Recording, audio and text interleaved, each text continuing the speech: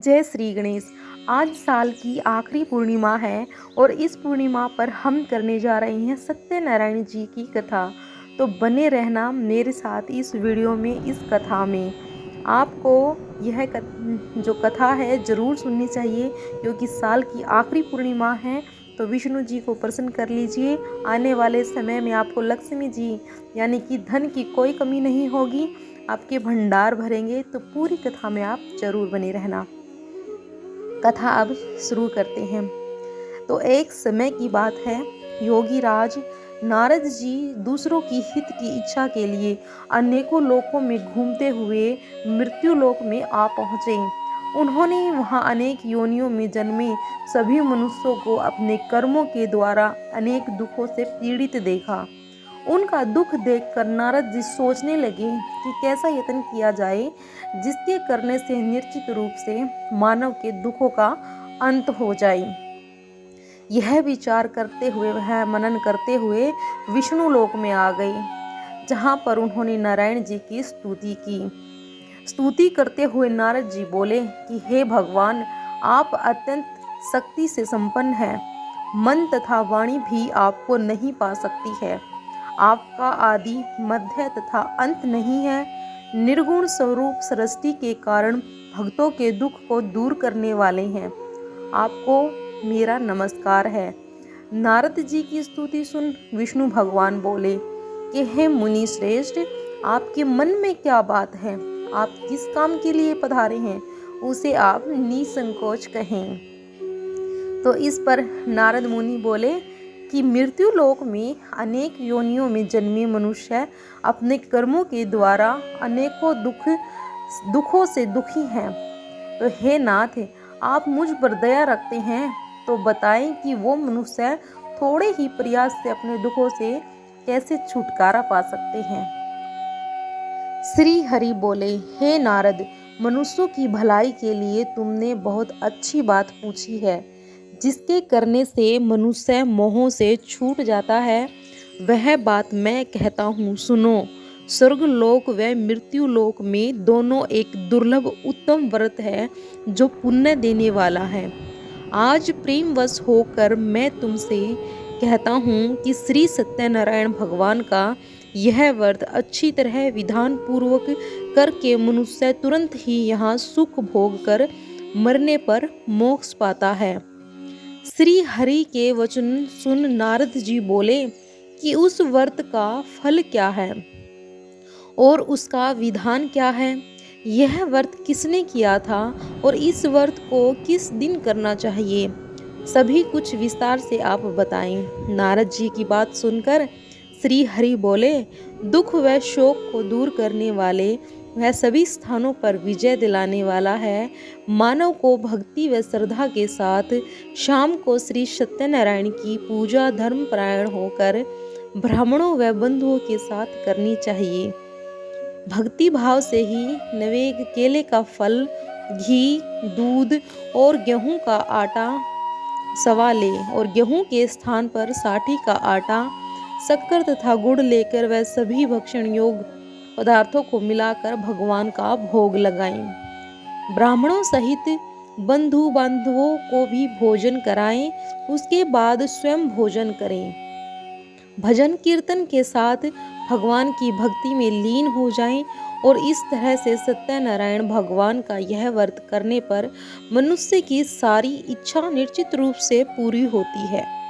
इस कली काल अर्थात कलयुग में मृत्यु लोक में मोक्ष का यही एक सरल उपाय बताया गया है। तो यह हमारा श्री सत्यनारायण का जो पहला अध्याय है वो संपूर्ण हुआ। तो बोलिए श्री सत्यनारायण भगवान की जय हो। तो अब हम करने जा रहे हैं दूसरा अध्याय। सूत जी बोले, हे ऋषियों, जिसने पहले समय में इस व्रत को किया उसका इतिहास मैं कहता हूँ, ध्यान से सुनो। सुंदर काशीपुर नगरी में एक अत्यंत निर्धन ब्राह्मण रहता था।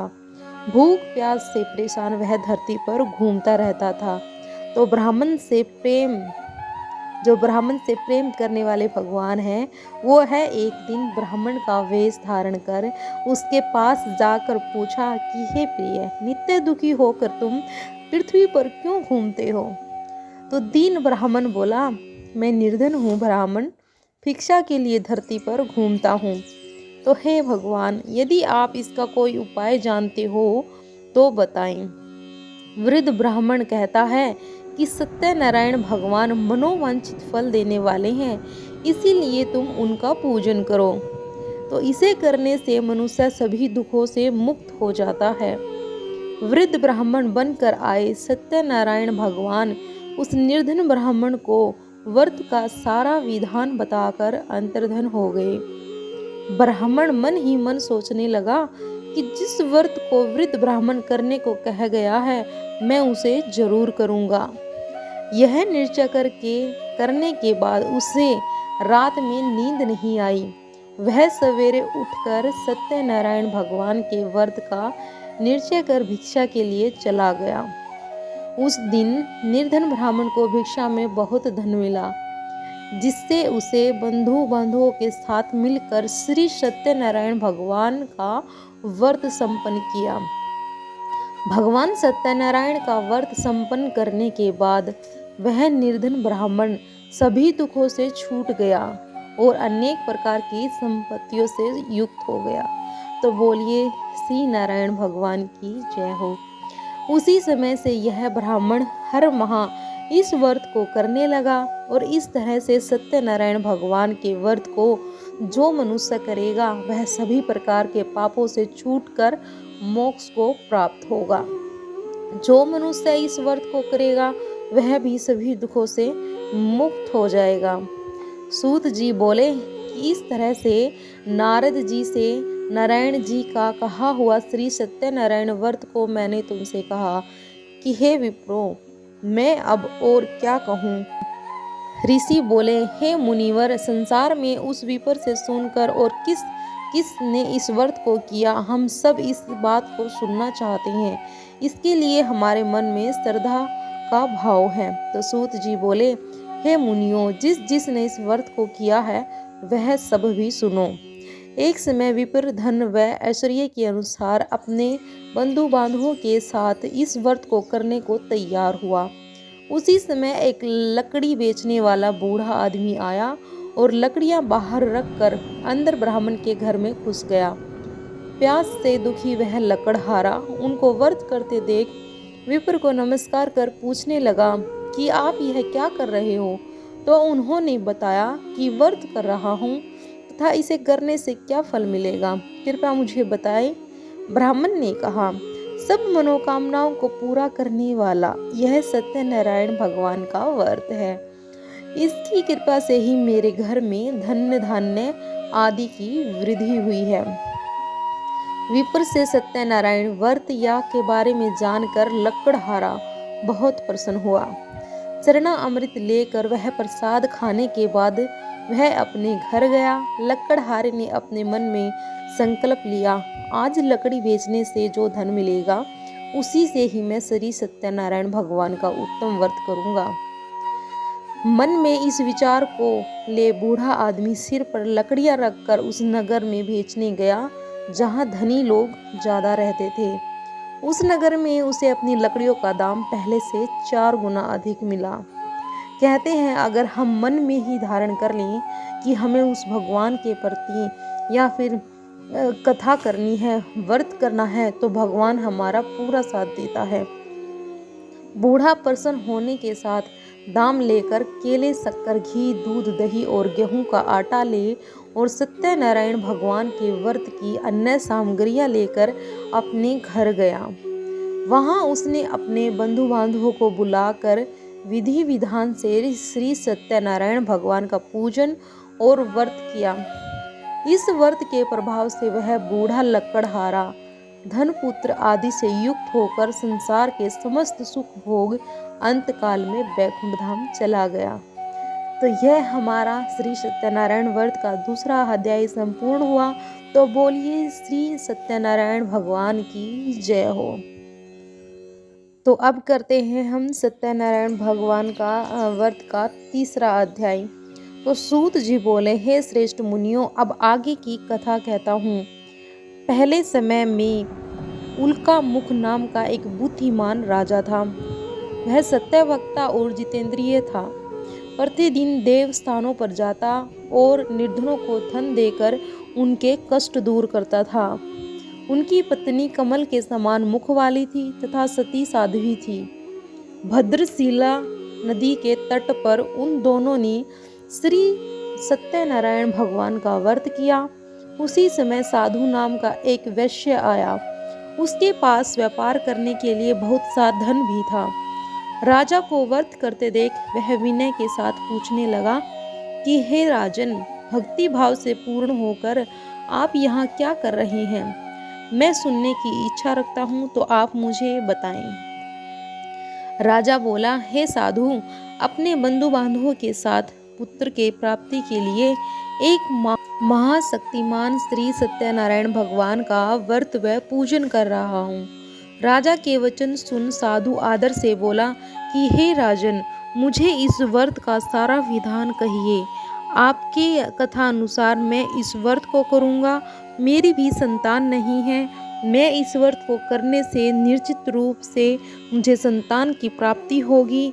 राजा से व्रत का सारा विधान सुन व्यापार से निवृत्त हो वह अपने घर गया। साधु वैश्य ने अपनी पत्नी को संतान देने वाले इस व्रत का वर्णन कह सुनाया और कहा कि जब मेरी संतान होगी तब मैं इस व्रत को करूँगा। साधु ने इस तरह के वचन अपनी पत्नी लीलावती से कहे। एक दिन लीलावती पति के साथ आनंदित हो सांसारिक धर्म में प्रवृत्त होकर सत्यनारायण भगवान की कृपा से गर्भवती हो गई। 10वें महीने में उसके गर्भ से एक सुंदर कन्या ने जन्म लिया। दिनों दिन वह ऐसे बढ़ने लगी जैसे कि शुक्ल पक्ष का चंद्रमा बढ़ता है। माता पिता ने अपनी कन्या का नाम कलावती रखा। एक दिन लीलावती ने मीठे शब्दों में अपने पति को याद दिलाया कि आपने सत्यनारायण भगवान की जिस व्रत को करने का संकल्प लिया था उसे करने का समय आ गया है। आप इस व्रत को करिए। साधु बोला कि हे प्रिय, इस व्रत को मैं उसके विवाह पर करूँगा। इस प्रकार अपनी पत्नी को आश्वासन देकर वह नगर को चला गया। कलावती पिता के घर में रह वृद्धि को प्राप्त हो गई। साधु ने एक बार नगर में अपनी कन्या को सखियों के साथ देखा तो तुरंत ही दूत को बुलाया और कहा कि मेरी कन्या के योग्य वर देख कर आओ। साधु की बात सुनकर दूत कंचन नगर में पहुंचा और वहां देखकर लड़की के सुयोग्य वाणिक पुत्र को ले आया। सुयोग्य लड़के को देख साधु ने बंधु बांधवों को बुलाकर अपनी पुत्री का विवाह कर दिया। लेकिन दुर्भाग्य की बात ये थी कि साधु ने अभी भी श्री सत्यनारायण भगवान का व्रत नहीं किया। इस पर श्री भगवान क्रोधित हो गए और श्राप दिया कि साधु को अत्यधिक दुख मिले। अपने कार्य में कुशल साधु बनिया जमाई को लेकर समुद्र के पास स्थित होकर रत्रासारपुर नगर में गया। वहां जाकर दामाद ससुर दोनों मिलकर चंद्रकेतु राजा के नगर में व्यापार करने लगे। एक दिन भगवान सत्यनारायण की माया से एक चोर राजा का धन चुराकर भाग रहा था। उसने राजा के सिपाहियों को अपने पीछे करता देख चुराया हुआ धन वहां रख दिया जहां साधु अपने जमाई के साथ ठहरा हुआ था। राजा के सिपाहियों ने साधु वैश्य के पास राजा का धन पड़ा देखा तो वह ससुर जमाई दोनों को बांधकर प्रसन्नता से राजा के पास ले गए और कहा कि उन दोनों चोरों को हम पकड़ लाए हैं। आप आगे की कार्रवाई की आज्ञा दें। राजा की आज्ञा से उन दोनों को कठिन कारावास में डाल दिया गया और उनका सारा धन भी उनसे छीन लिया गया। श्री सत्यनारायण भगवान से श्राप से साधु की पत्नी भी बहुत दुखी हुई। घर में जो धन रखा था उसे चोर चुरा ले गए। शारीरिक और मानसिक पीड़ा व भूख प्यास से अति दुखी हो अन्न की चिंता में कलावती के ब्राह्मण के घर गई और वहां उसने श्री सत्यनारायण भगवान का व्रत होते देखा। फिर कथा भी सुनी। वह प्रसाद ग्रहण कर वह रात को घर वापस आई। माता की कलावती से पूछा कि हे पुत्री, अब तक तुम कहाँ थी? तेरे मन में क्या है? कलावती ने अपनी माता से कहा कि हे माता, मैंने एक ब्राह्मण के घर में श्री सत्यनारायण भगवान का व्रत देखा। कन्या के वचन सुन लीलावती भगवान के पूजन की तैयारी करने लगी। लीलावती ने परिवार व बंधुओं सहित सत्यनारायण भगवान का पूजन किया और उनसे वर मांगा कि मेरे पति तथा जमाई शीघ्र ही वापस घर आ जाएं। साथ ही यह प्रार्थना की कि हम सब का अपराध क्षमा करें। श्री सत्यनारायण भगवान इस व्रत से संतुष्ट हो गए। उसने चंद्रकेतु को सपने में दर्शन दे कहा कि हे राजन, तुम उन दोनों वैश्यों को छोड़ दो। तुमने उनका जो धन लिया है उसे वापस कर दो। अगर ऐसा नहीं किया तो मैं तुम्हारा धन, राज्य व संतान सभी को नष्ट कर दूंगा। राजा को यह सब कहकर अंतर्धन हो गए। प्रातःकाल सभा में राजा ने अपना सपना सुनाया। फिर बोले कि हे वाणिक, पुत्रों को कैद से मुक्त कर सभा में लाओ। दोनों ने आते ही राजा को प्रणाम किया। राजा मीठी वाणी में बोला कि हे महान अनुभव, भाग्यवश ऐसा कठिन दुख तुम्हें प्राप्त हुआ है, लेकिन अब तुम्हें कोई भय नहीं है। ऐसा कह राजा ने उन दोनों को नए वस्त्र भूषण भी पहनाए और जितना धन उनका लिया था उससे दुगना वापस कर दिया। दोनों वैसे अपने घर को चल दिए। तो श्री सत्यनारायण भगवान का यह तीसरा अध्याय संपूर्ण हुआ। तो बोलिए श्री सत्यनारायण भगवान की जय हो। तो श्री सत्यनारायण भगवान का व्रत का हम चौथा अध्याय करेंगे। तो सूत जी बोले, वैश्य ने मंगलाचार कर अपनी यात्रा आरंभ की और अपने नगर की ओर चल दिए। उनके थोड़ी दूर जाने पर एक दंडी वेशधारी श्री सत्यनारायण जी ने उनसे पूछा कि हे साधु, तेरी नाव में क्या है? अभी वाणी हंसता हुआ बोला, हे दंडी, आप क्यों पूछते हो? क्या धन लेने की इच्छा है? मेरी नाव में तो बेल व पत्ते भरे हुए हैं। वैश्य के कठोर वचन सुन भगवान बोले, तुम्हारा वचन सत्य हो। दड़ी ने ऐसे वचन कह वहां से दूर चले गए। कुछ दूर जाकर समुद्र के किनारे बैठ गए। दड़ी के जाने के बाद साधु वैश्य ने नित्य क्रिया के पश्चात नाव को ऊंची उठते देखकर अचंभा माना और नाव में बेल पत्ते आदि देखकर मूर्छित हो जमीन पर गिर पड़ा। मूर्छा खुलने पर वह अत्यधिक शोक में डूब गया। तब उसका दामाद बोला कि आप शोक न मनाएं, यह दंडी का शाप है, इसीलिए हमें उनकी शरण में जाना चाहिए, तभी हमारी मनोकामना पूरी होगी। दामाद की बात सुनकर वह दंडी के पास पहुंचा और अत्यंत भक्ति भाव नमस्कार करके बोला, मैंने आपसे जो जो असत्य वचन कहे थे उनके लिए मुझे क्षमा कर दीजिए। ऐसा कहकर महान शोकातुर हो रोने लगा।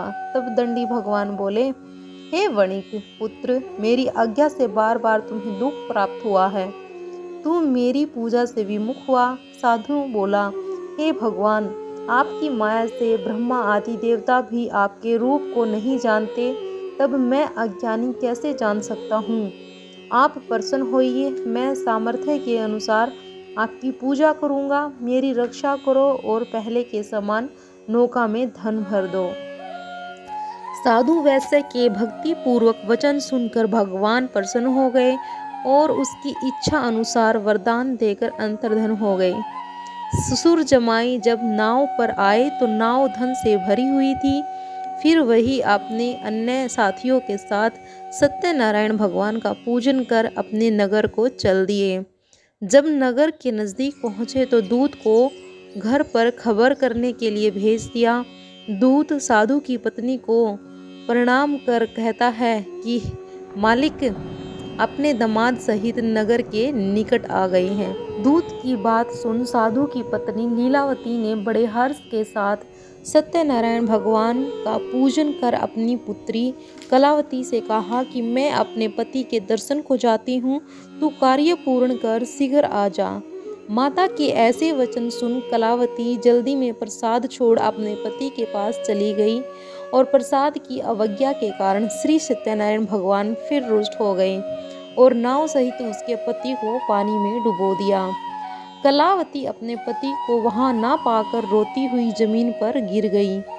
नौका को डूबा हुआ देख वह कन्या को रोता देख साधु दुखी होकर बोला कि हे प्रभु, मुझसे तथा मेरे परिवार से जो भूल हुई है उसे क्षमा करें। साधु की दीन वचन सुनकर श्री सत्यनारायण भगवान प्रसन्न हो गए और आकाशवाणी हुई कि हे साधु, तेरी कन्या मेरे प्रसाद को छोड़कर आई है, इसीलिए उसका पति डूब गया। यदि वह घर जाकर प्रसाद खाकर लौटती है तो इसका पति अवश्य मिलेगा। ऐसी आकाशवाणी सुन कलावती घर पहुंचकर प्रसाद खाती है और फिर आकर अपने पति के दर्शन करती है। उसके बाद साधु अपने बंधु बांधवों सहित श्री सत्यनारायण भगवान का विधि विधान से पूजन करते हैं और इस लोक का सुख भोग वह अंत में स्वर्ग को जाते हैं। तो श्री सत्यनारायण वथा का चौथा अध्याय संपूर्ण हुआ। तो बोलिए श्री सत्यनारायण भगवान की जय हो। सत्यनारायण भगवान के जो व्रत कथा का 5वां अध्याय है, अब हम शुरू करते हैं। सूत जी बोले कि हे ऋषियों, मैं और एक कथा सुनाता हूँ, उसे भी ध्यान पूर्वक सुनो। प्रजा पालन में लीन तुंगध्वज नाम का एक राजा था। उसने भी भगवान का प्रसाद त्याग कर बहुत ही दुख सहन किया। एक बार वन में जाकर वन्य पशुओं को मारकर वह बड़े पेड़ के नीचे आया और वहां उसने ग्वालों को भक्ति भाव से अपने बंधुओं से सत्यनारायण भगवान का पूजन करते देखा। अभिमानस राजा ने उन्हें देखकर भी पूजा स्थान में नहीं गए और न ही उसने भगवान को नमस्कार किया। ग्वालों ने राजा को प्रसाद दिया, लेकिन उसने वह प्रसाद नहीं खाया और प्रसाद को छोड़कर अपने नगर को चले गए। जब वह नगर में पहुंचा तो वहां सब कुछ तहस नहस पाया तो वह शीघ्र ही समझ गया कि यह सब भगवान ने ही किया है। वहां दोबारा ग्वालों के पास पहुंचा, विधि पूर्वक पूजा के प्रसाद को खाया और श्री सत्यनारायण भगवान की कृपा से सब कुछ पहले जैसा हो गया। दीर्घ काल तक सुख भोगने के बाद मरणोपरांत उसे स्वर्गलोक की प्राप्ति हुई। जो मनुष्य परम दुर्लभ इस व्रत को करेगा तो भगवान सत्यनारायण की अनुकंपा से उसे धन धान्य की प्राप्ति होगी, निर्धन धनी हो जाता है और भय मुक्त हो जीवन जीता है। संतानहीन मनुष्य को संतान सुख मिलता है। सारे मनोरथ पूर्ण होने पर मानव अंत काल में बैकुंठ धाम को जाता है। तो सूत जी बोले, जिन्होंने पहले इस व्रत को किया है, अब उनके दूसरे जन्म की कथा कहता हूँ। वृद्ध शांतानंद ब्राह्मण ने सुदामा का जन्म लेकर मोक्ष की प्राप्ति की। लक्कड़हारे ने अगले जन्म में निषाद बनकर मोक्ष प्राप्त किया। उल्का मुख नाम का राजा दशरथ होकर बैकुंठ को गए। साधु नाम के वैश्य ने मोर ध्वज बनकर अपने पुत्र को आरे से चीरकर मोक्ष पाया और महाराज तुंगध्वज ने स्वयंभू होकर भगवान में भक्ति युक्त हो कर्म कर मोक्ष पाया। तो श्री सत्यनारायण जी का 5वां अध्याय संपूर्ण हुआ। तो बोलिए श्री सत्यनारायण भगवान की जय हो।